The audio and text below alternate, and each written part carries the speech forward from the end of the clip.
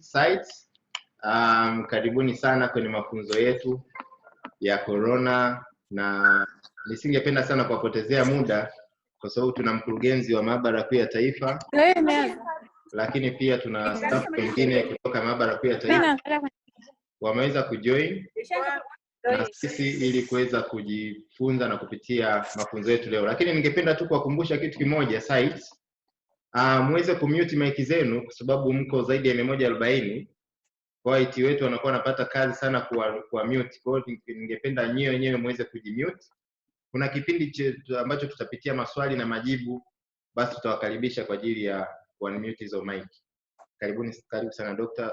Hapa tuna sites 100 takriban 139 mpaka sasa hivi wameweza kujoin kwa ajili ya kupata mafunzo ya sample management. Pia wanataka kujifunza kwa hizi siku 4 kuanzia leo mpaka siku ya Ijumaa. Karibu wasalimie na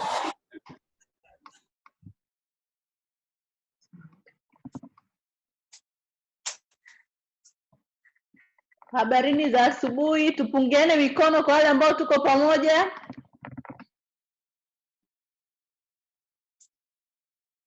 Safi, naona wengi tuko pamoja.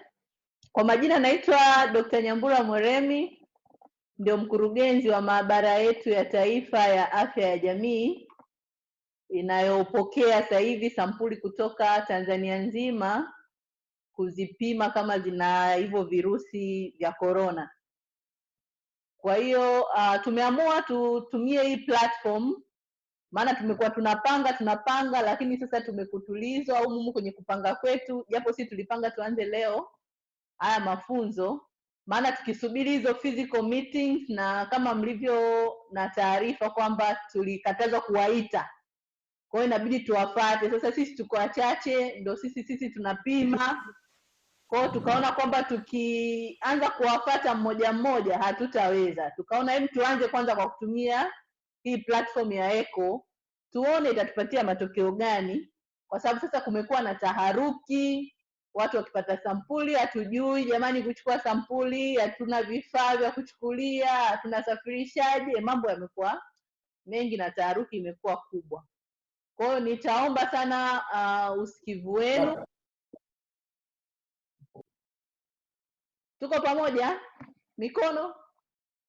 Tuna mute mic zenu ili tupate usikivu mzuri. Kwa sababu baada ya kupata usikivu mzuri tutaruhusu maswali na tutajibu maswali. Kwa sasa tunaomba mjitahidi mute mic ili tupate usikivu mzuri, kwa sababu vituo viko vingi, karibu 151 sasa.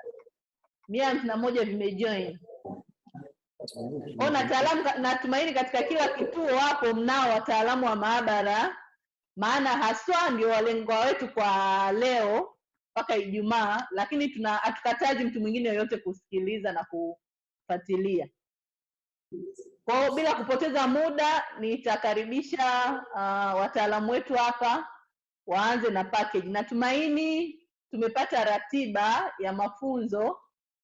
Leo na kesho tutafanya nadharia, Alhamisi na Ijumaa tutafanya kwa vitendo. Ina maana tutawataka mfanye yale tuliowaelekeza, tuone kama mnafanya au la.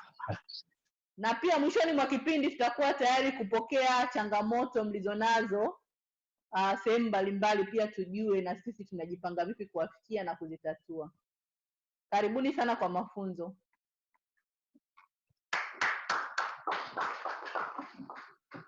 Asante daktari, najua una ratiba ngumu, sisi tutaendelea. Naombeni muendelee.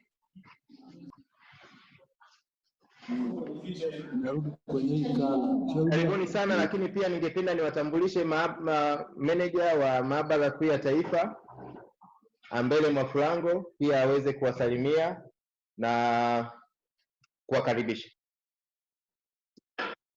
Habarini za asubuhi. Hebu tupunge mikono kama tunasikia.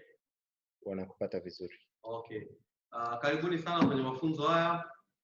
Ni mafunzo muhimu, tujitahidi tusikilize, tutapopata nafasi ya kuuliza maswali tuulize maswali, lakini mwisho wa siku tutoke tukiwa wanafunzi bora. Karibuni sana. Sina mengi. Asante. Asante sana meneja wa maabara kuu ya taifa, na bila kupoteza muda ningependa niwatambulishe Lawrence Amon ambaye tutakuwa naye leo na atatuwezesha katika kipindi cha kuweza kupata overview kwanza ya COVID. Ninajua kwamba mtaani kuna taharuki kubwa na bado watu wanawaza COVID na tuna wasiwasi mkubwa, lakini tukiweza kupata overview ya COVID tunaweza tukapata pia uelewa nini maana ya COVID. Lakini pia ningependa kuwatambulisha, nyuma yangu kuna stafu wa maabara kuu ya taifa, wapungie mikono.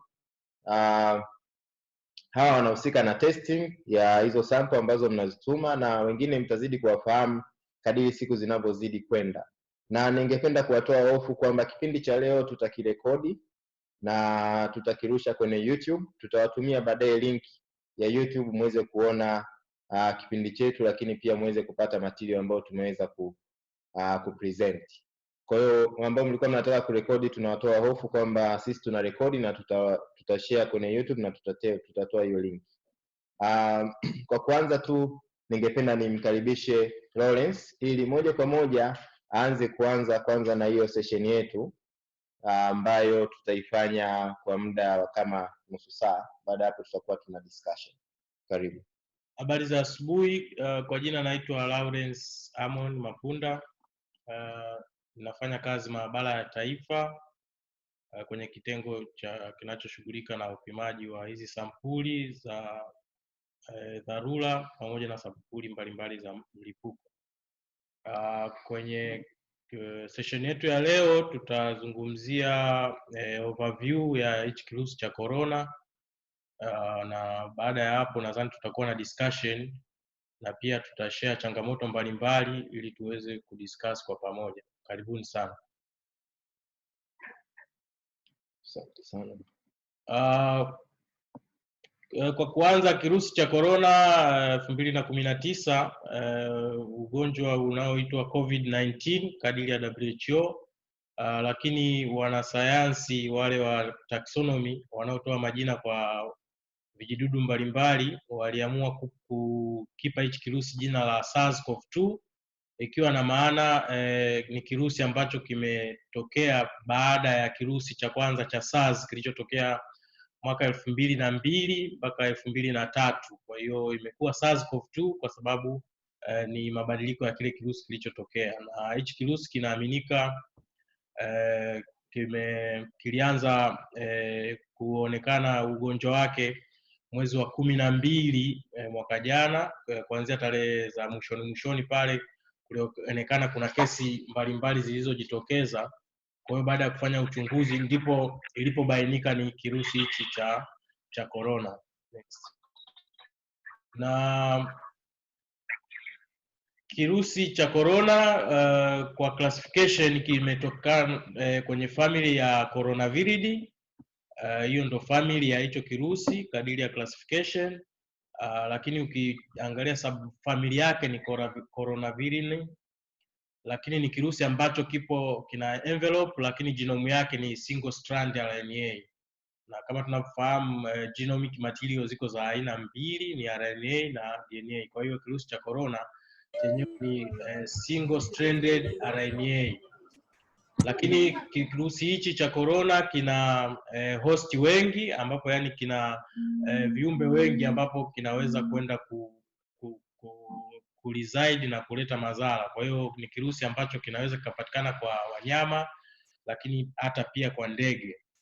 Lakini kwa binadamu kirusi cha corona kinasababisha magonjwa ya njia ya hewa, respiratory infections, lakini pia magonjwa ya kwenye tumbo, lakini kuna magonjwa ya ini, lakini pia hata magonjwa ya neurologic diseases. Pia hicho kirusi kinaweza kusababisha madhara. Na kirusi cha coronavirus familia ya coronavirus ina genus 4, na genus hizo ni alpha,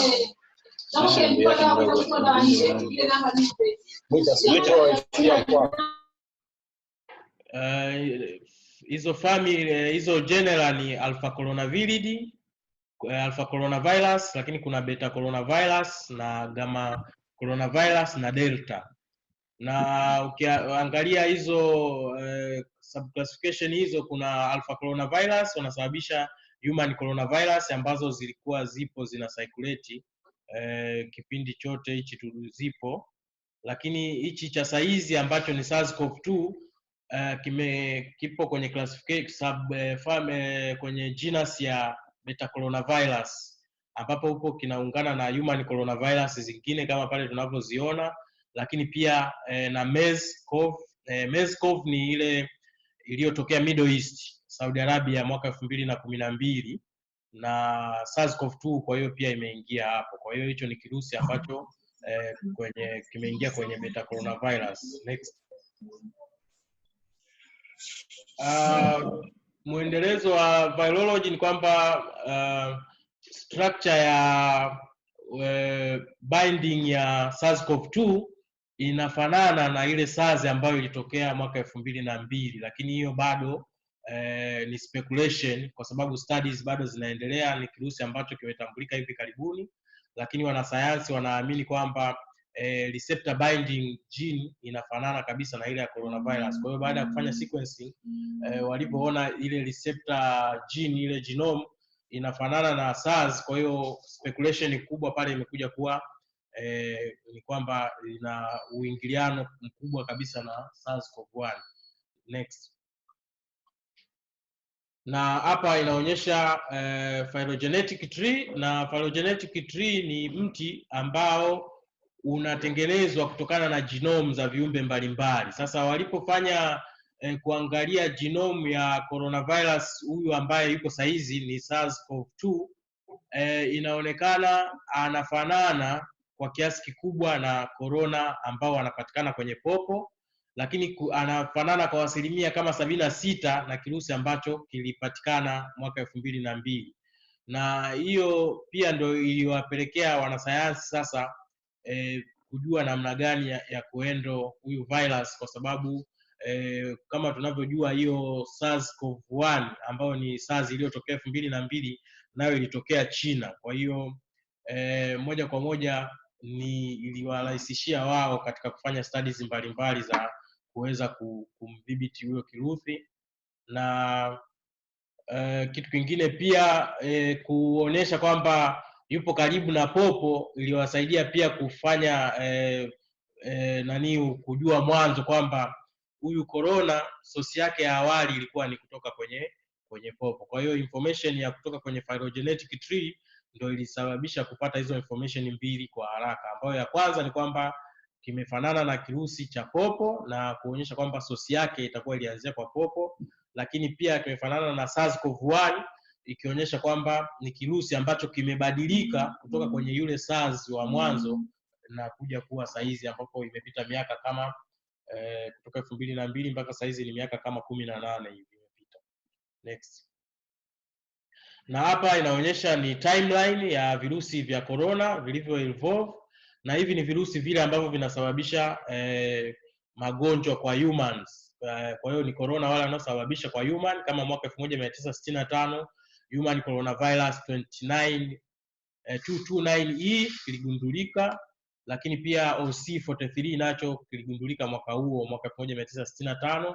2002 pia SARS-CoV-1 ndio ilibainika mwaka huo, lakini ukija 2012 ndio ilitokea MERS ambayo ilileta pia mlipuko mkubwa kule Saudi Arabia, na saizi 2019 mpaka 2020 ndio kimepatikana hicho kirusi cha saizi SARS-CoV-2 ambayo kinasababisha COVID-19. Next. Ugonjwa unasambazwaje SARS-CoV-2?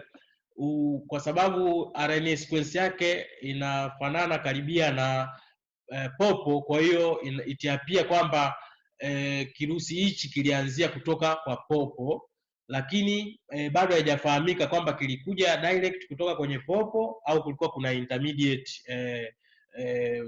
mechanism ambayo ilisababisha kirusi hichi kutoka kwenye popo na binadamu kukawa na transmission. Na kirusi hichi pia kina uwezo wa kutransmit kutoka kwa binadamu mmoja kwenda kwa binadamu mwingine, na mara nyingi transmission inatokea wakati dalili za mwanzo kabisa zimeshaanza kutokea. Na pale chini nimekazia kwamba wagonjwa ambao wana kirusi cha corona lakini wana dalili ambazo sio kali sana ndio hatari zaidi kwenye kusambaza huu ugonjwa, kwa sababu pia wao wanakuwa na uwezo pia wa kumove, kwa hiyo wanakuwa na potential kubwa ya kuambukiza watu wengine kirahisi. Next.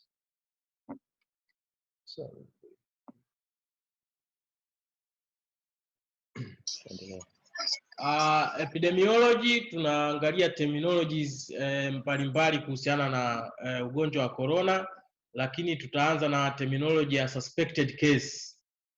Suspect case anasema is a patient with severe acute respiratory infection, ambapo anakuwa na dalili za fever, cough, requiring admission to hospital and with no other etiology that fully explains the clinical presentation and a history of travel or residence in China during the 14 days prior to symptom onset. Kwamba ni mgonjwa ambaye ana severe, ana dalili za homa, ugonjwa wa mapafu, kwa ambapo kutakuwa na homa lakini atakuwa na kikohozi, lakini pamoja na dalili hizo asiwe na etiology nyingine, ikiwa na maana kwamba etiology yani kwamba baada ya kupimwa hajaonekana na kitu kingine ambacho kinaweza kikasababisha hizo dalili. Mfano akawa na influenza na dalili zake na dalili za corona zinafanana, kwa hiyo ukishapima ikaonekana na influenza na zile dalili, kwa hiyo ina rule out. Lakini ingawa kwa recommendation ya saizi ambapo mgonjwa atakuwa na pia na epidemiologic link hiyo ya kusafiri, hapo kwenye nani imeandikwa ni China, lakini saizi definition inabadilika, ni kwenye nchi zote ambazo zina wagonjwa hao wa corona. Kwa hiyo kama hana epidemiologic link na amegundulika na etiology nyingine ambayo imemsababishia hiyo homa ambayo anayo, basi hiyo tayari atakuwa ametoka kwenye suspected case. Lakini ili kuingia kwenye suspect case lazima awe amesafiri kwenye hizo nchi, lakini pia awe either contact wa mgonjwa ambaye amethibitishwa, lakini pia baada ya kupimwa, lakini pia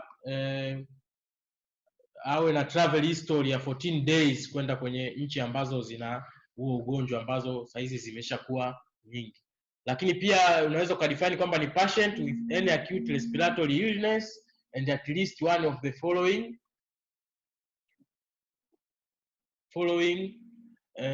during 14 days prior to symptoms onset. Kwa hiyo awe na dalili hizo, mfano contact with confirmed case, kama nilivyosema awali amekutana na mgonjwa, au probable case wa SARS-CoV-2, lakini awe amefanya kazi kwenye kituo ambacho kimethibitisha kuwa na mgonjwa wa SARS-CoV-2.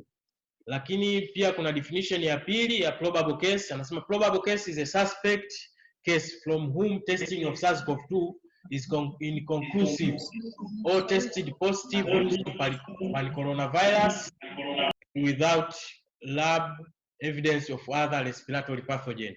Kwa hiyo probable case ni mgonjwa ni yule ambaye amepatikana ana dalili, sampuli yake ikachukuliwa, lakini majibu yalitoka inconclusive.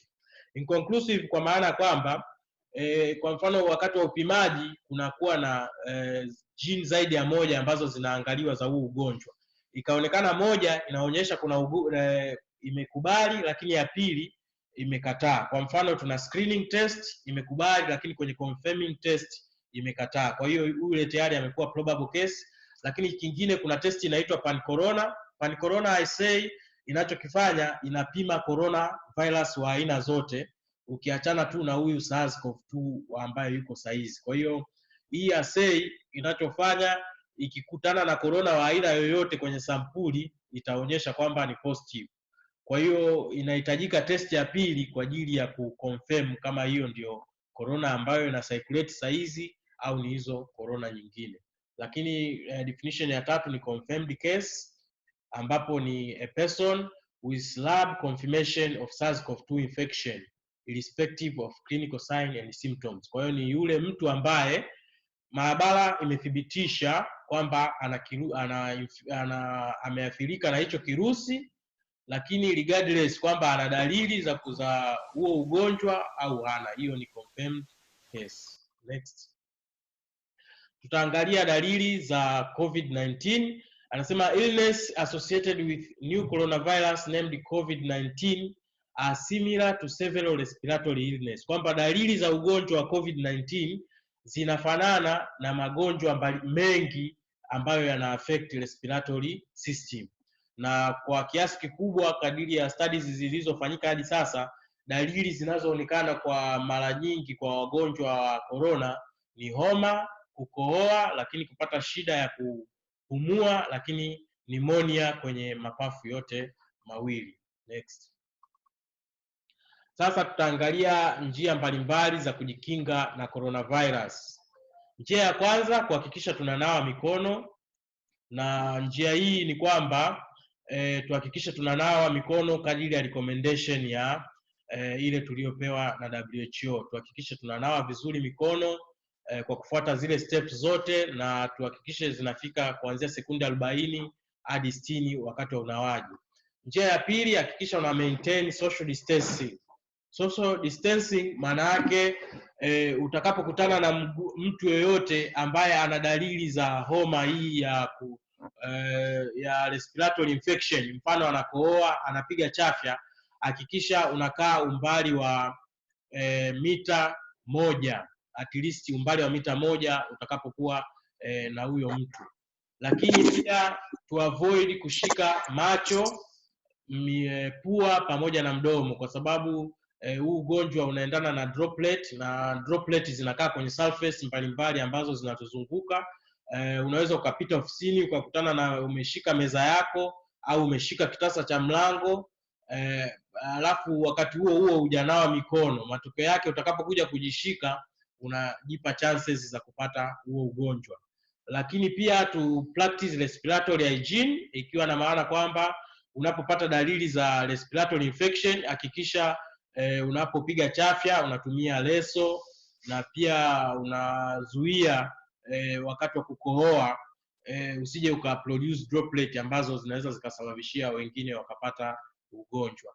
Lakini ukipata homa, kukohoa, lakini pia ukipata shida ya kupumua, hakikisha unapata matibabu mapema. Na ya mwisho, hakikisha unapata taarifa sahihi kutoka kwenye source ambazo ziko sahihi. Sasa hizi kuna taarifa nyingi, ikiwepo zile zipo kwenye WhatsApp, Instagram na mitandao mingine, Facebook. Kwa hiyo taarifa sahihi zinapatikana kutoka Wizara ya Afya, ambao wanatu-update mara kwa mara kuhusiana na taarifa za ugonjwa huu. Lakini pia kuna taarifa pia za kutoka WHO, nao wanatoa taarifa ambazo ni za current na ambazo ni sahihi. Kwa hiyo hizo ndio source ambazo tunaweza tukarely kupata taarifa, na pia CDC nao wanatoa taarifa ambazo ziko reliable. Kwa hiyo hizo ndio source ambazo tunaweza tukapata taarifa. Next. Na ufuatao ni ushauri kwa watu ambao wametoka safari kwenye nchi ambazo zina ugonjwa huu wa COVID-19 ndani ya hizi siku 14 ambazo ndani ya siku 14 toka alipotoka kusafiri. Kwanza tunashauri abaki nyumbani kama atakuwa anajisikia vibaya, lakini hata akipata dalili ambazo ni ndogo sana, mfano akajisikia kichwa kidogo au ana mafua, hakikisha anabaki nyumbani mpaka atakapopata kupona kabisa, ndipo atoke kwenda kukutana na watu wengine, ili kuavoid kuwasababishia wengine kupata ugonjwa na baadaye ikawa tena ugonjwa tukashindwa kucontrol. Lakini pia anasema ukipata umedevelop fever, kukohoa na kushindwa kupumua, hakikisha unamuona daktari mapema na utoe taarifa ya kwamba ulisafiri kwenda kwenye nchi ambayo tayari saizi imethibitishwa kuwa na huo ugonjwa una circulate, ili iwe rahisi kwao kufanya njia rahisi kukuchukua sampuli na kuileta kwa ajili ya vipimo. Next. Hapo tutaangalia jinsi ugonjwa ulivyo evolve mpaka ulivyo spread mpaka kufikia hivi sasa.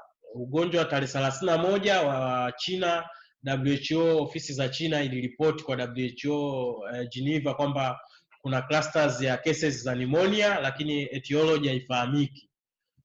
Baada ya kufika Januari 8, kwa mara ya kwanza waliweza kugundua ni kirusi cha aina ya corona, na ni corona ambaye hajawahi amebadilika kwa kiasi kikubwa. Kwa hiyo ndio maana likatokea jina la novel coronavirus. Kufika Januari 11 ndio mtu wa kwanza aliripotiwa kufariki kutokana na huu ugonjwa, na kufika Januari 20 kesi ya kwanza ilithibitishwa nje ya China, na kufika Januari 30 WHO ikadeclare kwa mara ya kwanza kwamba huu ugonjwa ni fake, ambayo ina maana ya public health emergency of international concern, ikiwa na maana ni dharura ya kimataifa ya afya ya jamii. Kwa hiyo ilikuwa ni tarehe 30 Januari. Tarehe 14 Februari, siku ya Valentine, kwa mara ya kwanza nchi ya kwanza Afrika kuripoti ugonjwa wa corona, nayo ilikuwa Egypt. Na kufika Machi 12 wiki iliyopita, WHO ilideclare kwamba ugonjwa wa COVID-19 kama pandemic, kwamba ni ugonjwa ambao umesambaa kwa kiasi kikubwa. Next. Na hapa inaonyesha update ya ugonjwa mpaka kufikia jana tarehe 16 mwezi wa 3 saa 5 usiku, kulikuwa na wagonjwa 181,127 na vifo vilikuwa 7,114, na wale walio recover kutokana na ugonjwa huo ambao walipona walifikia 78,000 na 85,000.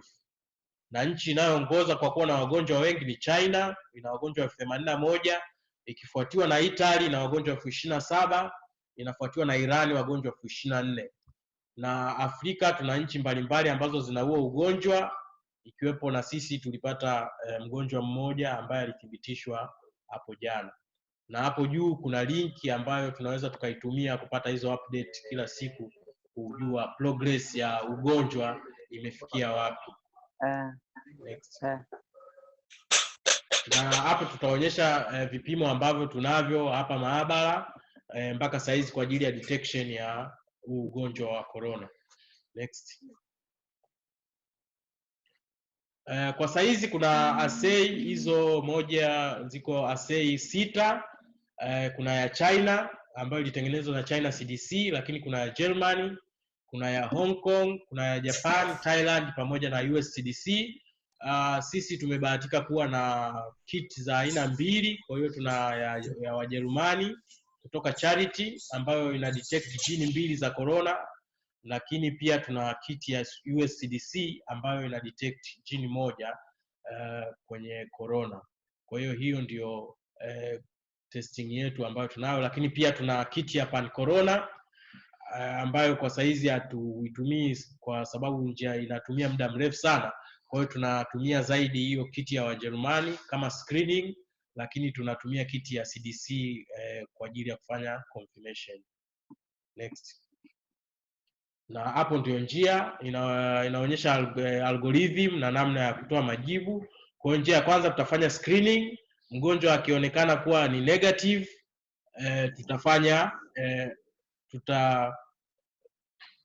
baada ya kufanya screening mgonjwa akaonekana negative, kwa hiyo tutapima other respiratory viruses ikiwepo pamoja na influenza. Akiwa positive kwenye screening tunaenda kufanya confirmation. Akiwa positive kwenye confirmation tunasema hiyo tayari ni confirmed case, lakini akiwa positive kwenye screening alafu akawa negative kwenye confirmation, huyo tunasema ni inconclusive. Kwa hiyo tutajaribu kutumia njia nyingine ili tuweze kupata hayo majibu. Kwa hiyo ikiwa ni pamoja na kutumia kiti ya aina tofauti, ambapo tulisema tuna kiti 2. Kwa hiyo tukianza na kiti ya kwanza ikaonyesha majibu sio sawa, tutatumia kiti ya pili ili kuona tunapata kitu gani. Next. Kwa overview nimeishia hapo. Nadhani tukaribishe maswali machache.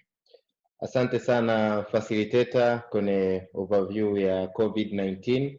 Nafikiri wote tumeweza kuelewa sasa maana ya jina COVID-19 lilivyoweza kutokea, lakini pia tumeweza kuelewa etiology toka December outbreak ilivyoweza kutokea mpaka ilivyoweza kuconfirm Januari.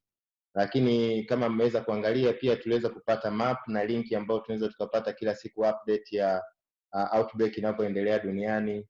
Na pia mmeweza kuona kwamba National Lab tunatumia real time PCR na tunatumia assay 2 kutoka Germany na assay kutoka CDC US. Lakini pia mmeweza kuona ile algorithm yetu ya upimaji at national level. Na pia kwenye algorithm yetu tumeweza tukaona kwamba tunatumia ile screening kit kutoka Germany, lakini pia tunatumia kama USCDC kit kama kwa ajili ya confirmation. Na kesho mtaweza kuelewa zaidi jinsi ya sample management sasa, na kesho tutaanza kuingia zaidi kwenye maeneo yetu ya kufanyia kazi, ni jinsi gani ya kujikinga, ni jinsi gani ya kucollect sample, ni nani mtacontact naye, na chati nzima ya flow of information, na pia majibu huwa yanarudi vipi upande wetu hasa ya outbreak. Hapo tofauti kidogo na clinical results. Kwa hiyo tumeweza kupata new information kwa kweli. Tumeweza kuona ina tofauti sana na Ebola inaweza ikawa mtu tunasema kwamba kikaa siku 21, lakini hapa tumeweza kuona facilitator akituambia siku 14. Lakini pia tumeona kwenye presentation zetu kuna marekebisho kidogo mtayaona kwenye upande wa suspect case, ambapo suspect case ni yule ambaye ana signs and symptoms za corona. Kwa mfano awe anakohoa na mafua na homa, kichwa kinauma, kuchoka, lakini awe amesafiri kwenda China. Kwa hiyo sisi pale kuna marekebisho kwamba sio tu amesafiri kwenda China, bali awe ametembelea nchi ambazo zimereport COVID. Sasa na SME bahati nzuri au mbaya ni kwamba Tanzania na yenyewe ina COVID. Kwa hiyo mtu akitoka Tanzania sasa hivi na akaonekana kwenye airport za watu naye ana homa na nini, ina maana anakuwa amemeet suspect case. Lakini probable tumeweza kuona pia ni yule ambaye sasa ni kama tunakaribia kumconfirm, lakini majibu yamekuwa inconclusive au vipi, lakini confirmed ni yule ambaye tayari tumeshaweza kumconfirm. Na mpaka sasa hivi nafikiri kwenye overview tu tungeweza kujua kwamba National Lab ndio tunaopima COVID-19 wakati serikali bado inaangalia modality za kuweza kudecentralize testing, lakini kuna maana kubwa sana ya kucentralize testing pia kwenye masuala yote ya nchi. Kwa hiyo sasa tuko wengi sana, tuko zaidi ya participant 290, na kwenye upande wa discussion itakuwa ni ngumu sana kuona ambaye ana swali. Lakini tukirudi kwenye chati zetu pale Matipani, kuna concern moja imeandikwa kwamba leso sio recommended, ni bora zaidi disposable tissue. Team ya National Lab sijui mnasemaje. Sisi wakati tunafundisha tumesema kwamba mtu aweze kujifunika pua na mdomo wakati anakohoa ili aweze kukinga maambukizi, na aweze kutumia tissue, na akishindwa kabisa aweze kutumia leso. Lakini kuna participant amesema kwamba leso is not recommended at all, ni vizuri utumie tissue. Karibu mbele. Okay, labda anasema nini? Labda tuseme hivi, tissue sababu inakuwa disposable. Maana mtu akishatumia anaitupa, haitunzi. Lakini leso anaishika, atatolea, atapiga chafya, ataitunza tena mfukoni. Kwa hiyo ndio maana leso kidogo inakuwa kama ni shida kidogo kutumia leso, sababu unaitunza tena ulikopo na dumu. Sio kwamba umeshatumia disposable. Hiyo inaweza ni sababu moja hapo ya kuangalia hivi.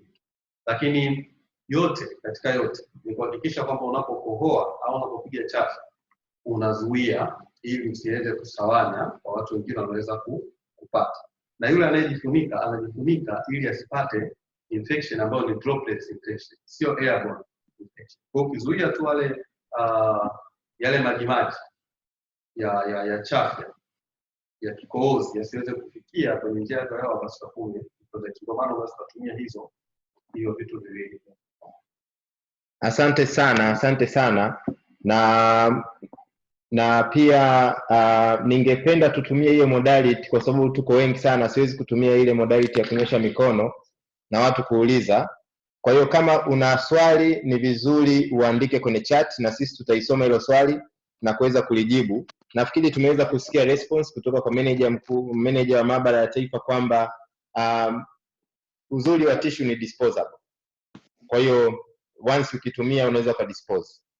Lakini pia kama hauna, usiposema nisitumie leso yangu, tumia leso yako, lakini uwe makini sasa mikono yako ambayo imekuwa contaminated iweze kunawa. Kesho tutaweza kujifunza jinsi ya kunawa, na siku itakayofuata, siku ya kesho kutwa, tutajifunza jinsi ya practical ya kunawa mikono kwa kutumia hand sanitizer, lakini pia kwa kutumia maji yanayotiririka. Kwa hiyo kuna maswali hapa. Kuna swali moja amesema kwamba ningeomba halmashauri tungeweza kuwezeshwa kupima COVID-19, na nachelea kusema kwamba uwekezaji wa upimaji wa COVID-19 dogo ni expensive, kwa sababu tunatumia real time PCR. Kwa hiyo inabidi tuwe na vipimo na mashine zinazotakiwa. Vipimo vya rapid testing, najua mtakuwa mnajiuliza maswali mengi sana. Tumeona vinatumika China na hawajaweza kuvipublish na bado havijafanyiwa validation au verification. Kwa hiyo hatuwezi tukasema tutatumia rapid test kits kwa sasa nchini. Kwa hiyo sasa hivi tunachoweza kukiwezesha kwenye upande wa halmashauri ni kuwezesha kucollect sampuli na kuzituma hizo sampuli kwa wakati. Lakini kama ikitokea decentralization, basi itaanza hiyo decentralization itaanza kwenye hospitali za kanda. Lakini pia kuna mwingine ameomba, je, sampuli quality na kueje na method verification report, what is the results by the way? Kesho tutajifunza kwenye upande wa sample. Kwa hiyo swali lake lina base kwenye sample quality, na kesho tutakuwa na facilitator Maria Kelly, sio yule mwimbaji, lakini tuna mwanasayansi anaitwa Maria Kelly, lakini pia tuna mwanasayansi mwingine anaitwa Vumilia. Watatufundisha kesho kuhusu sample management, na tutaweza kujua jinsi results zinavyoenda na vile. Na pia wakati tunaendelea, ningependa mchukue mahudhurio kama mnavyofanya siku zote. Hayo mahudhurio tutaweza kushare na Raimuo kidogo, kumwambia kwamba watu walioweza kupata kwenye COVID. Mwingine ameuliza kwamba ni vyema kupiga chafya kwenye upande wa ndani wa kiwiko na sio kutumia mikono, either with tissue au leso. Kwa hiyo kuna mmoja pia ameweza kusema kwamba ni vizuri kutumia kiwiko kwa ndani. Yes, na sio kutumia mikono, kwa sababu mikono utaanza kusalimiana na wengine. Na pia yes, au unaweza kutumia either tissue au leso. Kwa hiyo tunakushukuru sana kwa input kutoka kwako. Lakini pia, je, serikali ina mpango gani wa kusambaza vipimo angalau health center? Naomba ni upande juu, sijui hapo. Je, serikali ina mpango gani wa kusambaza vipimo angalau health center? Huyu ni Jacob kutoka Specialized Polyclinic. Anauliza serikali ina mpango gani. Dada Miriam, unaweza ukaongea hapo, serikali ina mpango gani wa kusambaza vipimo? Nimejaribu kuwajibu, lakini naona labda hakunipata vizuri, kwamba vipimo saizi viko at central level na uwekezaji labda kama ikitokea utaanza kwenye zone. Majibu uliyotoa ni sahihi kabisa. Kwa sasa hivi bado tunaanza kufanya rapid test, na itakapotokea tunatumia rapid test, basi tutawajulisha. Lakini ni vitu ambavyo kwa sababu ugonjwa ni mpya, kila kitu kinaingia kwenye mpango na kujadiliana na kuingia katika utekelezaji. Inaonekana hitaji la kutumia rapid test ni kubwa, basi tutanunuliwa na serikali na tutaangalia namna. Lakini pia wako wadau ambao wamejitokeza kwamba wako tayari kusaidia rapid test. Kwa hiyo idea ikishakuwa imechukuliwa, ikipatikana, sasa hivi kusema kwa undani. Asante sana dada Miriam. Naye anasema kwamba kutokana na vipimo vya rapid test ni vipya, vitatakiwa kufanywa validation na verification, lakini tuna wadau ambao wamejitokeza, watakuwa tayari pale ambapo tutakuwa tuko tayari. Kwa hiyo kuna mengi ambayo yatafanyika na serikali tunakoelekea. Pandisha juu tuzidi kusoma maswali na comment.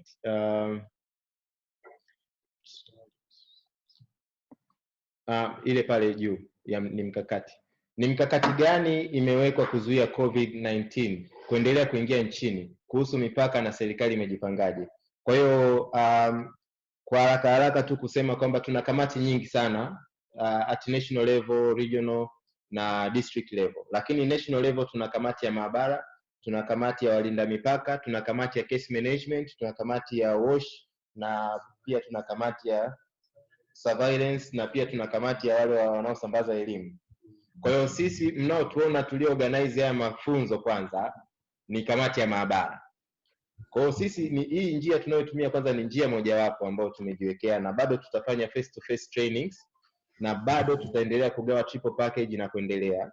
Lakini pia na wenzetu wa port of entry ambao ndio mipakani wanafanya na wenyewe kazi zao nyingi, ikiwa ni pamoja na kufundisha, kuongeza udhibiti wa waingiaji mipakani na kutoka.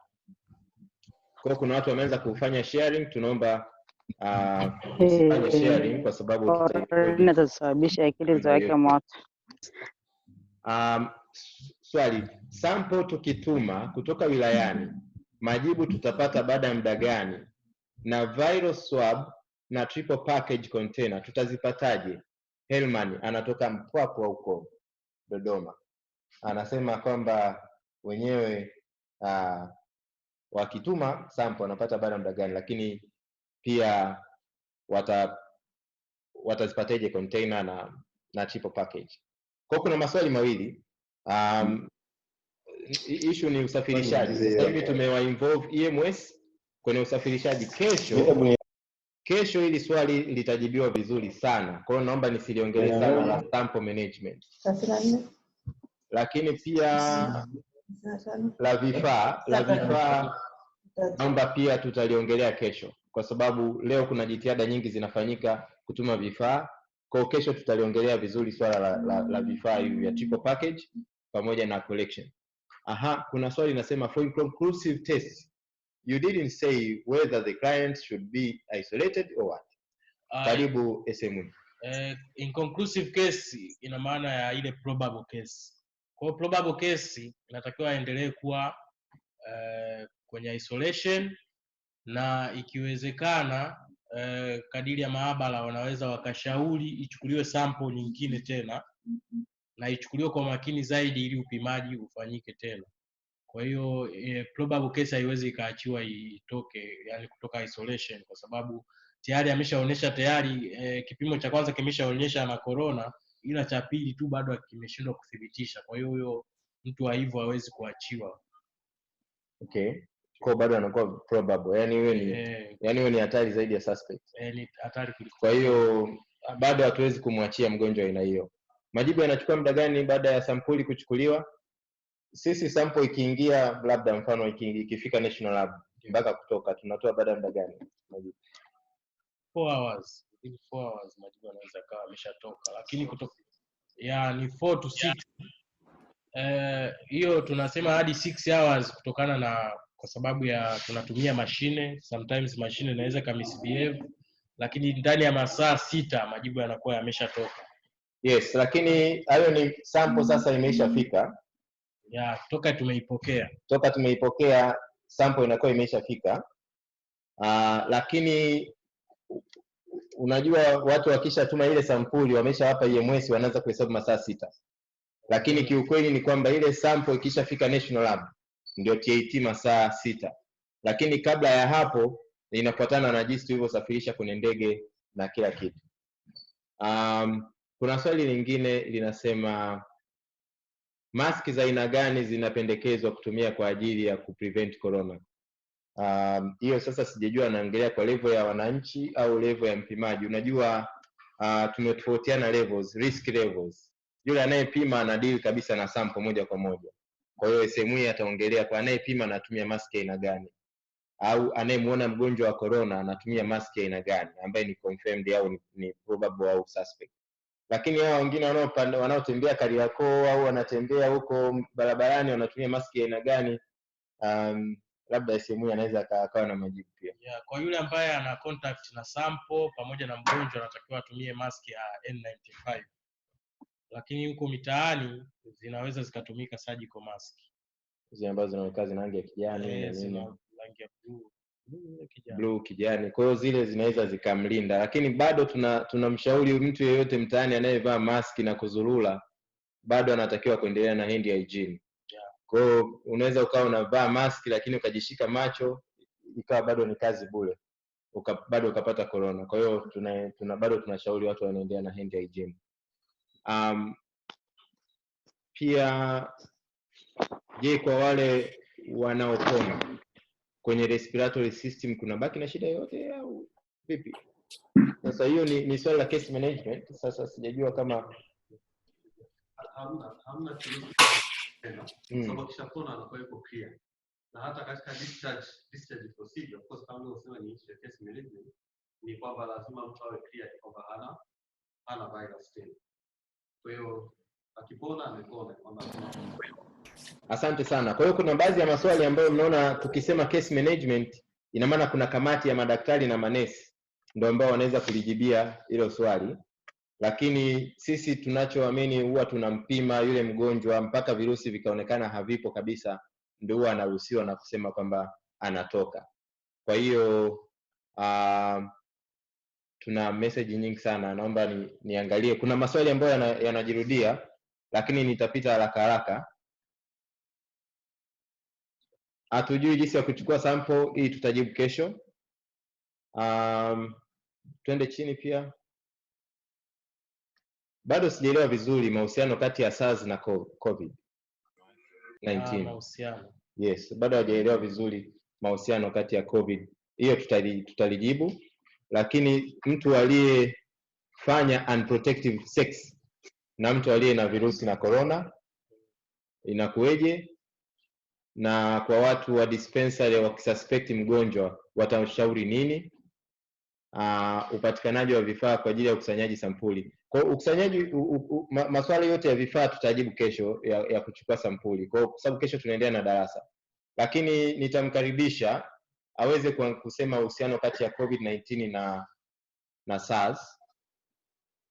Alafu sisi tutaujibu mengine. Uhusiano wa SARS na COVID ni kwamba SARS ilitokea mwaka 2002 mpaka 2003 na COVID-19 imetokea mwaka 2019 Disemba. Sasa uhusiano unakuja kwenye genome level kwamba kuna mfanano wa 76% kati ya SARS na COVID-19, na ndio maana huyu kirusi wa saizi anaitwa SARS-CoV-2. Na huo mfanano unatokana na mutation, kwamba kirusi kina kawaida ya kufanya mutation, yani kila baada ya muda fulani anabadilika. Kwa hiyo kumetokea hayo mabadiliko kwa kiasi kikubwa kutoka kwenye SARS mpaka yakapelekea kutengeneza hichi kirusi kipya cha aina ya SARS-CoV-2. Kwa hiyo hapo ndo mahusiano yapo. Kwa hiyo ni kwamba ni kirusi ambacho kuevolve maana yake kimebadilika kutoka kwenye ile hali ilichokuwa nacho awali kwenda kwenye hali ilionayo sasa hivi, na kimechukua kama miaka hiyo 18 kwa ajili ya mabadiliko. Kwa hiyo huo ndo uhusiano huko hapo, na kitu ambacho kiliwasaidia wa China kugundua kwamba huu ugonjwa unasababishwa na corona ni zile dalili zilivyokuwa wanaziona mwanzo, walikuwa wanahusianisha na hizo. Kwa hiyo wale wataalamu ambao walikuwepo kipindi cha SARS inatokea walipoona zile dalili wakaja kusema kweli kwamba kuna uhusiano fulani na ule ugonjwa, ndipo wakaanza kufuatilia. Walijaribu kupima kwa vifaa reagent ambazo zilitumika kwa ajili ya SARS, hawakufanikiwa kupata majibu, lakini walipopima kwa kutumia primers ambazo zinaonyesha whole family, ndio iliwasaidia wao sasa kuona kweli hii ni corona. Baada ya kujua ni corona, wakaenda kwenye level ya kufanya sequencing ili kujua ndani ya sequence ya huyu corona kuna kitu gani, ndipo wakagundua ni corona, kirusi kipya. Asante sana. Na pia kuna uhusiano wote wa unprotected sex na COVID? Naomba ili sio la kwetu, tutaliuliza kwenye kwa sababu hii ni ugonjwa wa mfumo wa njia ya hewa. Okay. Sasa they have different tutauliza vizuri case management kupata jibu kama hilo. Maswali yote ya vifaa tutayajibu kesho. Watu wa Njombe wanasema mtufundishe sample management na collection mapema sana, maana ugonjwa unasambaa haraka sana. Ninaamini kwamba kesho bado ni mapema, tunaweza tukafanya hivyo. Ninaomba kufahamu mtu ambaye hajaonyesha dalili, je, anaweza kusambaza ugonjwa? Mbele. Mgonjwa ambaye hajaonyesha dalili anaweza kusambaza ugonjwa? Mtu ambaye hajaonyesha dalili yoyote. Mtu ambaye inabidi kuavoid kukaa kwa karibu na contact. Kama hajaonyesha dalili, mpaka sasa hizi study nyingi ambazo zinaendelea kufanyika. Lakini anaweza kawa yuko kwenye kipindi ambacho akaonyesha. Kwa hiyo kikubwa tu ni kwamba kama ni suspect, ana history ya contact. Kwa hiyo kama akoi atoi mafua, anaweza kaa bado sio infective sana. Kwa hiyo kama yes, lakini kikubwa ni kwamba bado to maintain yes. Ugonjwa mpya, kwa hiyo hauna majibu mengi ya moja kwa moja. Yes, kwa kama mlivyosikia ni ugonjwa mpya ambao una majibu ya moja kwa moja, lakini pia njia za kuambukiza ni droplets, lakini kama atoi hizo droplets bado anakuwa na pia ana dalili, anakuwa hawezi kuwa na maambukizi. Twende chini. Hayo mahudhurio tunaomba mtayaandika kwenye makaratasi, then mtapiga picha, mtatuma kwa coordinators ambao waliwasiliana na nyie. Kwa mnaweza mkatuma kwa Ferdinand Matata au wale wa coordinator wengine wa ECO. Maana tunataka kupata kabisa majina, kada pia na cheo kwenye kituo chako. Namba ya simu, na namba ya simu. Tunataka ku-update kwenye inventory yetu. Twende chini. Okay, kuna swali linasema nimejiunga sasa. Je, kuna utaratibu gani wa kuwezesha mikoa kuwa na kiti? Kwa kesho tutaliongelea hili kwa sababu leo tumepata habari nzuri labda kidogo. Kwa kesho tutaweza kuliongelea hili tukisha confirm na MSD. Twende chini. Pia kwa nini tusinge screen kwa rapid then tutumie confirmation? Kwa hiyo kama nilivyoweza kusema kwamba nchini kama mnavyofahamu hatuwezi kutumia kitu ambacho hakijawa validated na calibrated, na kama mnavyosikia kuhusu rapid test na sisi national level tunasikia hivyo kuhusu rapid test, hatujai kuziona, bado hazijafika. Zikifika zitafuata utaratibu na tutaweza kuzifanyia validation na calibration, na baada ya hapo tutaweza kutumia, kwa sababu tunafanya kazi na WHO na wana instruct hivyo. Alafu kuscreen kwa rapid test kuna possibility ya kumiss kesi nyingi sana. Yeah, ukiscreen kwa rapid test pia inaweza isiwe very sensitive.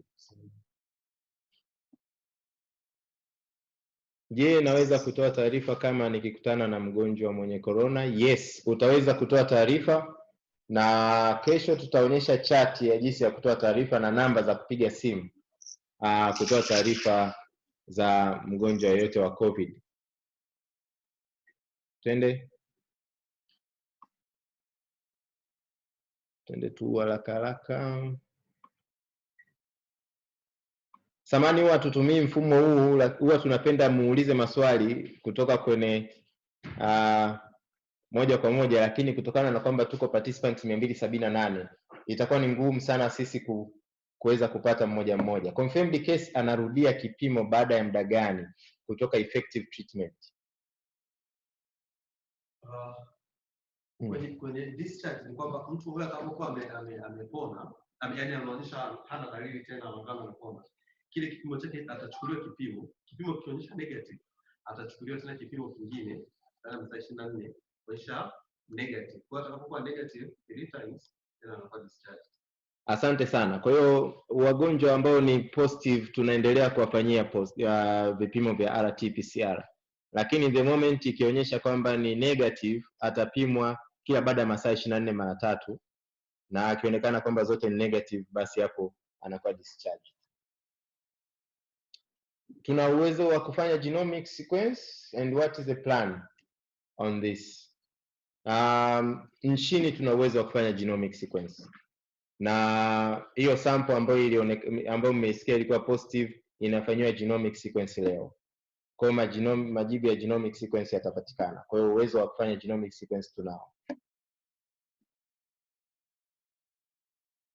Inasemekana kirusi cha corona kiishi kwenye hali ya joto. Na sisi tumesoma baadhi ya literature zimeonyesha hivyo. Joto read kati ya 27 mpaka 30. Lakini currently sisi kama Tanzania bado hatujaweza kuconfirm, lakini baadhi ya literature zinasema hivyo, si ndio Maria Kelly? Yes, kwa hiyo nafikiri joto alisupport sana. Je, kuna utaratibu wa kupatiwa PPE kwa ajili ya upimaji? Hiyo ni Ujiji Center. Kwa hiyo Ujiji mtawasiliana na RLT. RLT anaitwa Nathaniel Ingereza. Lakini pia MSD zetu zina stockpile ya PPE. Ndio maana nimesema mwasiliane na RLT.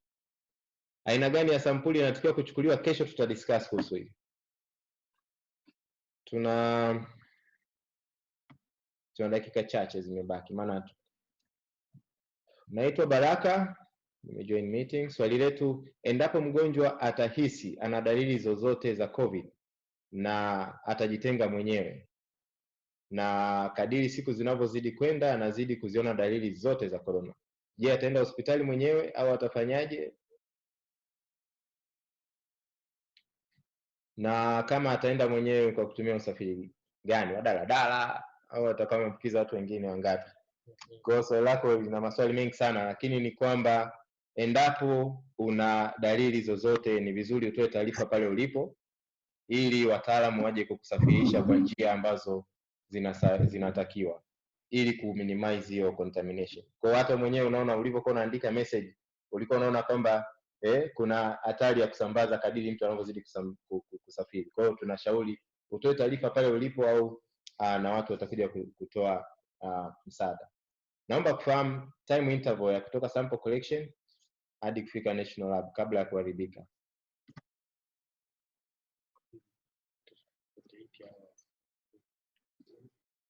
Time interval baada ya kucollect sample mpaka kufika National Lab bila kuharibika, yani. Tunashauri utasafirisha sample kwenye temperature ya 8 maana tunaweka extra ndani ya masaa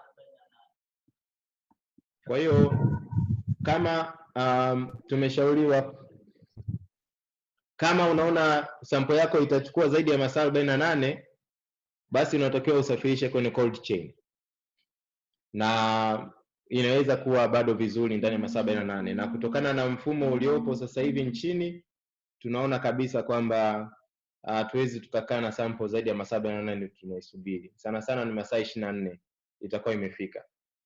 Kwa hiyo yes, asante. Karibu mbele pia. Labda niongezee hapo. Kwa hiyo kama sampuli inapatikana ambayo inaileta National Lab ndani ya masaa, of course ndani ya masaa 24, isafirishe tu kwenye room temperature, itafika itaenda kupima.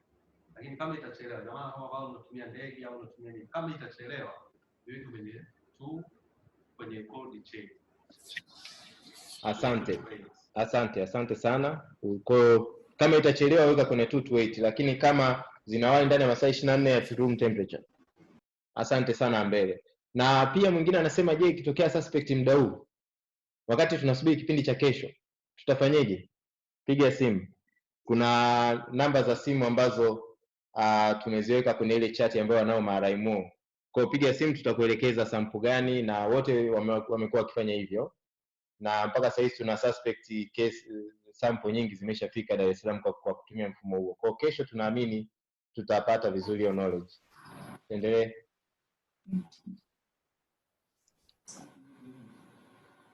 Kuhusu swali la mask tumeshalijibu.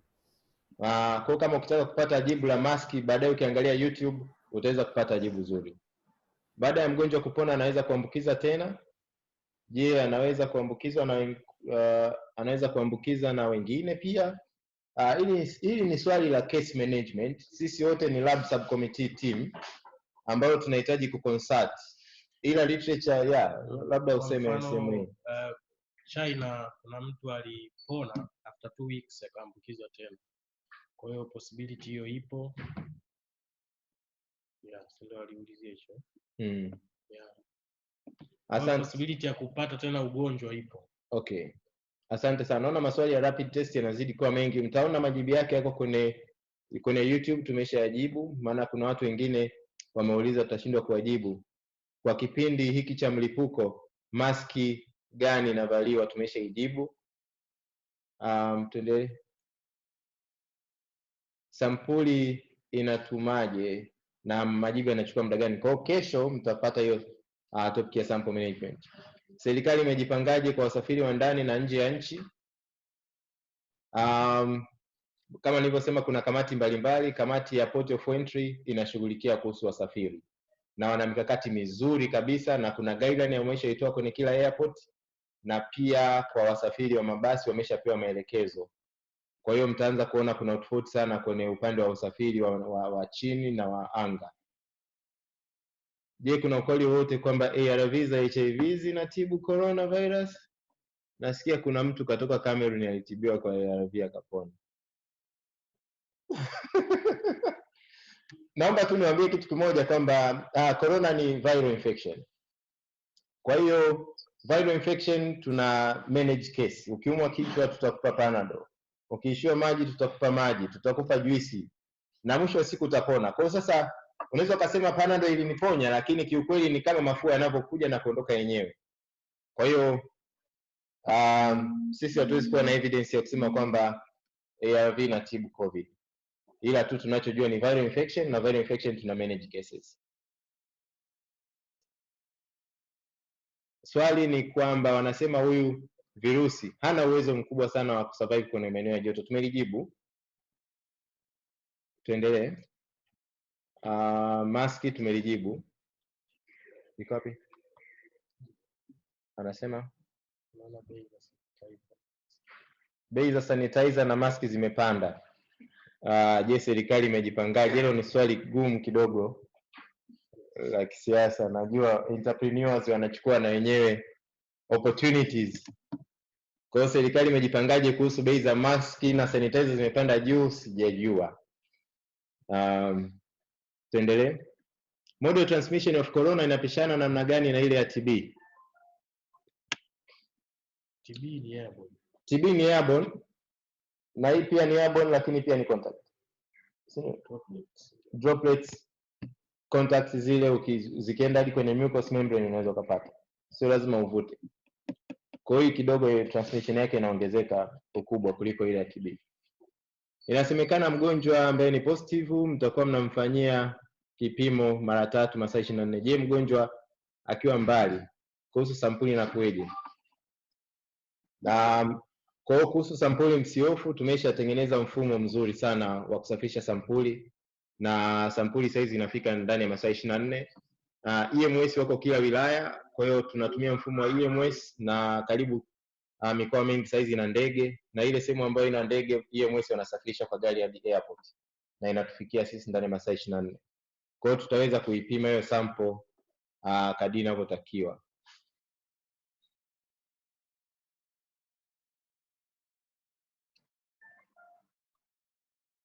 Rapid test, majibu ya rapid test kwa kweli tutaweza kuyajibu tena. Japo kuna mtu amesema endapo mtu akiumwa akapona ni muda gani itachukua hadi kipimo cha rapid test kuwa negative. Kwa hiyo sisi hatujui hiyo rapid test inapima antibody antigen, bado hatujajua. Ndio maana tumesema kwamba hatuna information zaidi. From CTRL tunaomba kujua utaratibu wa specimen collection, storage na referral. Pia kwa sasa tuna lab ngapi zinazoweza kuconfirm cases. Utaratibu wa sample collection kesho tutafanya, na kesho mtajifunza kuhusu sample management. The whole saa zima mtajifunza kama mlivyoweza kujifunza leo kwenye overview. Na maabara zinazoweza kupima COVID ni maabara pia taifa.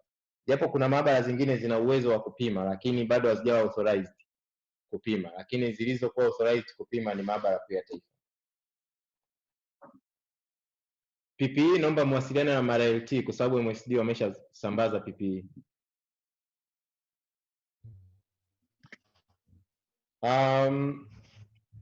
Tutazichukua bado hizi comments kwa sababu tumeruhusiwa na medical officer in charge muendelee na kazi zenu zingine za kawaida.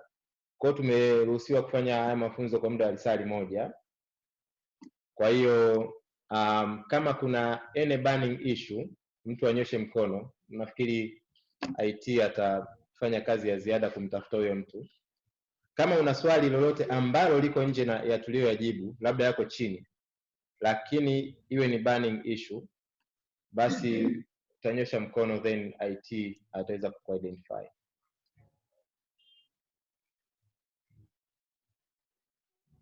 Hebu angalia chati mpya.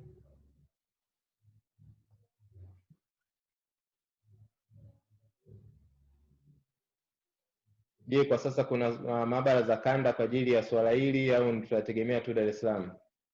Maabara kama nilivyoweza kusema, maabara zipo zenye uwezo wa kupima. Tuna maabara SUA, tuna KSRI, zote zinaweza zikapima, lakini iliyokuwa authorized kupima kwa sasa, wakishafanya decentralization zitafika kwenye ngazi ya zone. Kuna swali, any burning issue?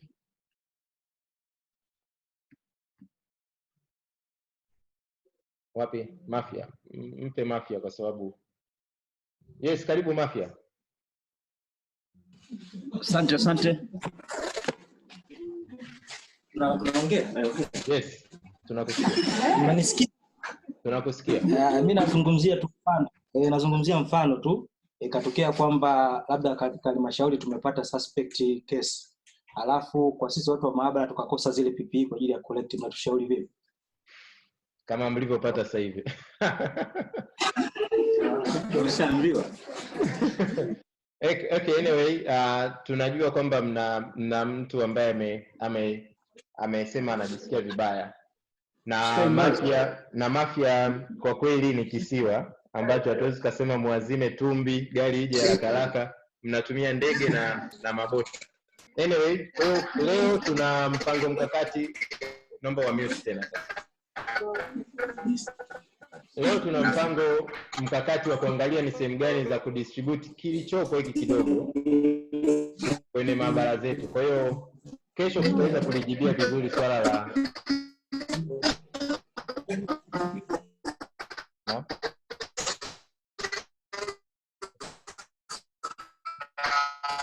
Okay. Kesho tutaweza kulijibia mute your.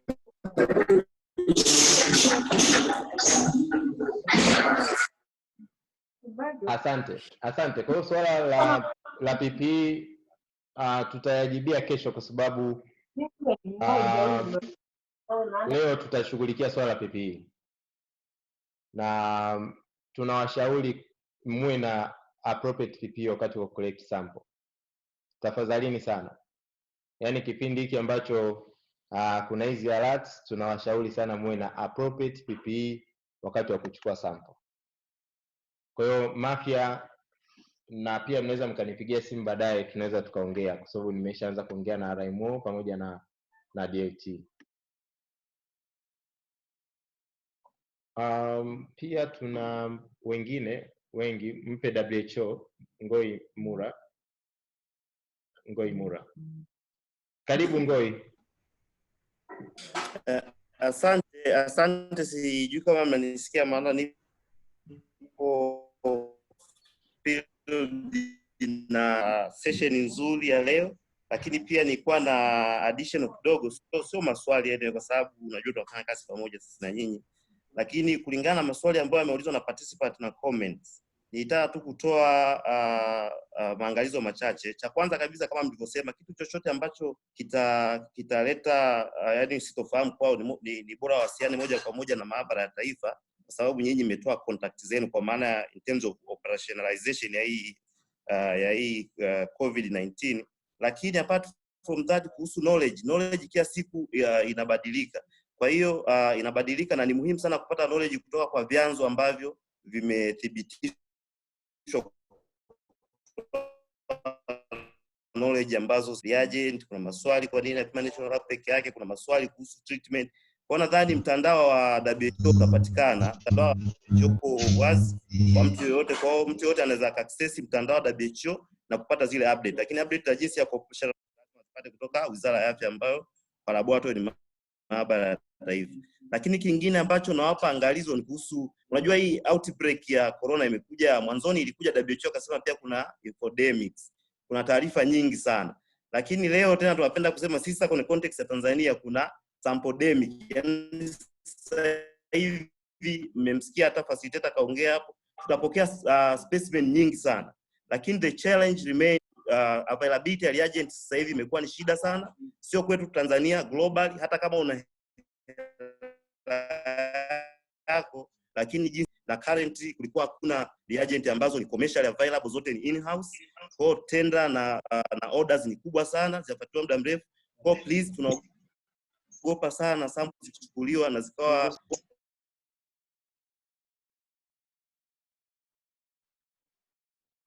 handle. Tunajua yani wa guide jinsi ya collect specimen ili kuepuka kile kitu ambacho mwezeshaji alisema, sample inakuja national lab, inapimwa, inashindwa kutoa majibu, inabidi irudiwe tena kupimwa. Kwa kuna challenge ya kuwa na challenge ya reagents na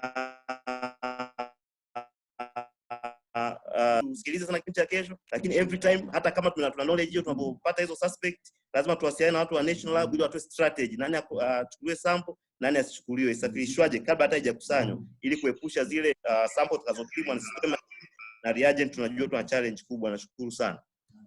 Asante sana. Huyo ni Mura Ngoi kutoka WHO ambaye ametusisitiza pia kupitia mtandao wa WHO kuweza kupata updates. Lakini pia ninasoma comments kwamba kesho tualike watu kama wa case management ili tuweze kujibu maswali yao mengine. Kwa hiyo yes manager, unaweza coordinate tupate majibu. Kwa mfano kuna swali linasema prednisolone imeonyesha controversy kwenye matibabu. Je, ni kutokana na data, kutokana na dokta walioenda China au ni vipi? Kwa hiyo sasa sisi hatuwezi kujibu swali la matibabu, ni la case management, lakini tumeliona na pia kesho watu wetu wa case management wataongea. Najua maswali ambayo mlikuwa mmeyauliza ni hasa ni ya patient contact, sexy, pia na hilo la treatment, na ile la joto lina affect au vipi, ambao tumesema tutawa contact wanaohusika. Ninaomba nitoe upendeleo kwa Mwakila Mbeya Zono. Huyo Mwakila aje join kwa sauti. Mpe Tabora Kitete. Karibu Tabora. Nitakusema. Mimi nilikuwa nauliza, asante sana. Mimi naitwa Joseph Gimbuya.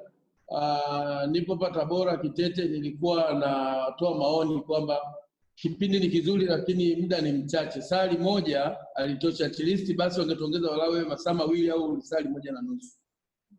Asante sana. Noted for action. Tulikuwa tunaona kwamba ni watumishi wengi wa afya ambao tunawatoa kwenye sehemu ya kazi na bado mnatakiwa kuona wagonjwa wengine. Lakini tutalifikisha pia kwa ambao wamecoordinate. Pia tulicoordinate mafunzo haya pamoja na Matata wa TAMISEMI. Sijajua kama Matata una nafasi kidogo ya kuongea kutoka TAMISEMI kama uko pamoja na sisi.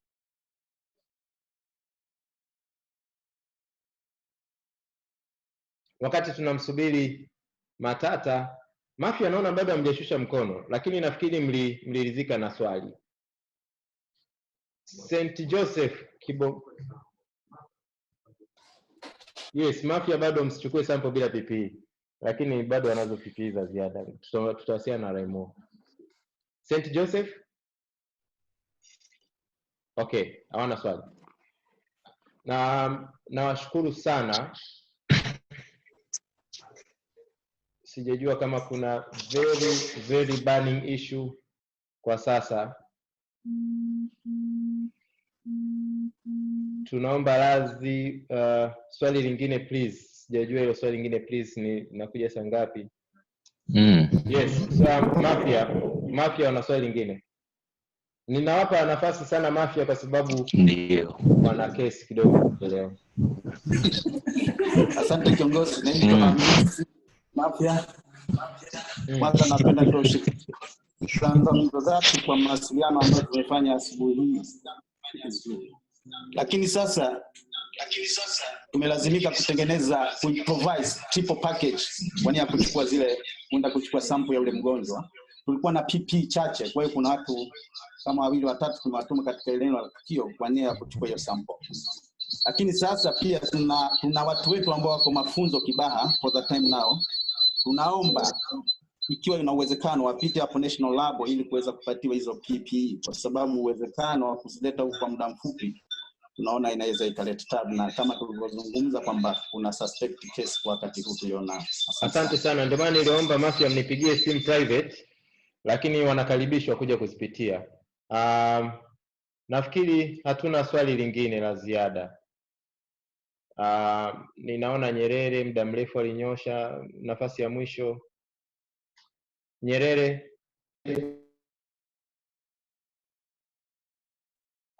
DDH iko wilaya ya Serengeti mkoa wa Mara. Tuko peripheral sana huku, sasa hatuna access ya usafiri aidha ndege au basi. Sasa ikitokea ni kesi ikapatikana, tunaweza tukafanyaje? Manyara, Nyerere DDH. Iko Serengeti. Actually tuna watu wetu wa EMS ambao wanafanya kazi usiku na mchana. Hata mkipata sample saa 8 usiku, wataichukua hiyo sample saa 8 usiku hiyo na kuiwaisha sehemu ambayo kuna airport na kutufikia. Tuna ushahidi wa sehemu ambazo ni za mbali na waliweza kufanya hiyo kazi vizuri. Waliweza kupata sample kutoka Kibondo, kutoka Katavi, lakini sio Katavi mjini ndani, na wakasafiri usiku kucha wakaiwasha sample Mbeya airport. Kwa hiyo bado ninaomba nisiwatoe hofu kwamba sawa tuna nchi kubwa, lakini bado tuna mfumo ambao tumeshauweka na tumeshawafundisha wasafirishaji wote wa sampuli hizi hatarishi. Tunawapata wapi hapa nani ngumu Serengeti? Tutawapa contacts. Tutawapa contacts kwa sababu sio lazima watokee Serengeti, wanaweza kutoka mjini na wakafika huko. Asante sana, na ninaomba nimkaribishe, kuna dada Miriam Matonya akuwasalimia awali. Unaweza ukaifunga hiyo chat. Kuna large screen. Kuna dada Miriam Matonya akuwasalimia, tunaomba wapungie mkono. Ni mkongo wetu, ndio leo tufundisha masuala mengi sana, hasa kwenye masuala ya influenza. Tumemkuta hapa maabara na amekuwa akitufundisha kila kitu. Karibu wasalimie participants. Habari za asubuhi participants, poleni na pia ya corona, lakini najua tutapita. Uwe tuna ujasiri kufanya yale ambayo tunatarajiwa kufanya. Corona itapita kama ilivyopita China. Asante. Asante sana. Pia mnaweza mkapata updates kwenye mtandao wa Instagram wa NHLKTC Tanzania, lakini pia mnaweza mkapata updates kwenye website ya NHLKTC, lakini pia tunatarajia kuirusha hii kwenye YouTube. Tutatumia link ya jinsi ya kuipata. Kesho mtatumia ID hii saa 4:30 tutaanza kwenye sample management. Hii itakuwa ni kubwa kidogo, ni ndefu kwa sababu pia mmeomba watu wa case management wawepo. Kwa hiyo tutachukua lisaa 1:30. Tofauti na leo tumetumia almost lisaa 1:30, bado dakika 8 kufika lisaa 1:30. Na kesho pia tutatumia lisaa 1:30, na pia mnahimizwa mahudhurio kwa sababu ni jambo ambalo tunatakiwa kwanza kufahamu kabla halijatokea. Soma hiyo chat ya mwisho, na pia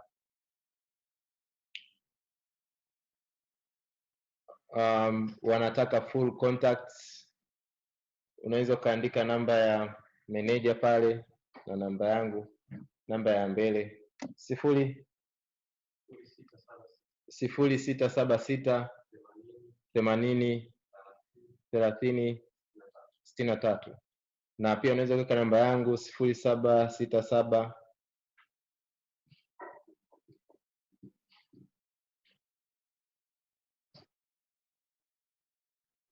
Mbona unatuma privately?